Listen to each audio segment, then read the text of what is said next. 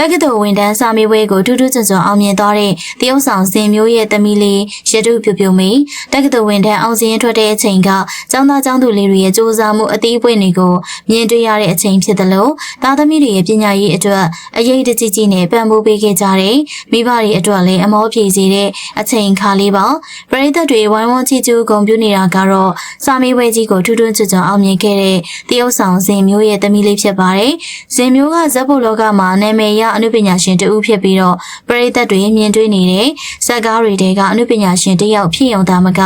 လက်တွေ့ဘဝမှာတော့သမီးဖြစ်သူရဲ့ပညာရေးကိုလည်းအားပေးခဲ့တဲ့ဖခင်ဖြစ်ပါတယ်။ဇက်ကောင်းတွေမှာတရုပ်ဆောင်ခဲ့တဲ့ဇင်မျိုးလည်းအရွယ်ရလာပြီဖြစ်တယ်လို့သူသမီးလေးလည်းကြီးတွဲဖြည့်တဲ့အရွယ်ကိုရောက်လာပါပြီ။အလုပ်တွေဘယ်လောက်ပဲရှုံနေပါစေသမီးလေးရဲ့ပညာရေးအတွက်လိုအပ်တဲ့အချိန်တွေအားပေးပံ့ပိုးမှုတွေကိုပေးစွမ်းနိုင်ခဲ့တဲ့ဖခင်တယောက်ရဲ့စေတနာကအောင်စရင်ထွက်တဲ့နေ့မှာအမောပြေသွားပါတယ်။တရုပ်ဆောင်ဇင်မျိုးရဲ့သမီးလေးရတုပြပြမေကတက္ကသိုလ်ဝန်ထမ်းစာမေးပွဲမှာယူမဗေဒဘာသာရပ်ဂုဏ်ထူးနဲ့အောင်မြင်ခဲ့ပါတယ်။သမီးဖြစ်သူနဲ့အတူအောင်စရင်ကိုအတူတူသွားကြည့်ချင်တယ်လို့ပြောခဲ့တဲ့ဇင်မျိုးကဂုံတူးတစ်ပါးသားနဲ့အောင်မြင်သွားတဲ့သမီးလေးအတွက်ဂုဏ်ယူနေရပါပြီ။ရတုပြပြမေကအရွှေကြိုလဲဝင်ပြိုင်ဘူးသူဖြစ်ပြီးအနုပညာမှာလည်းဝါသနာပါတဲ့သူပါ။ဇင်မျိုးကတော့သူ့ရဲ့သမီးလေးကိုဖြစ်ချင်တဲ့အရာတွေဖြစ်အောင်ဆက်လက်ပြီးတော့ပံ့ပိုးသွားအောင်မှာဖြစ်ပါတယ်။တက္ကသိုလ်ဝင်စာမေးပွဲကိုအောင်မြင်ရုံတင်မကဂုံတူးပါဝင်လာခဲ့တဲ့ရတုပြပြမေအတွက်ဂုဏ်ပြုစကားတွေကိုရေးသားပေးခဲ့ပါအောင်ရှင်။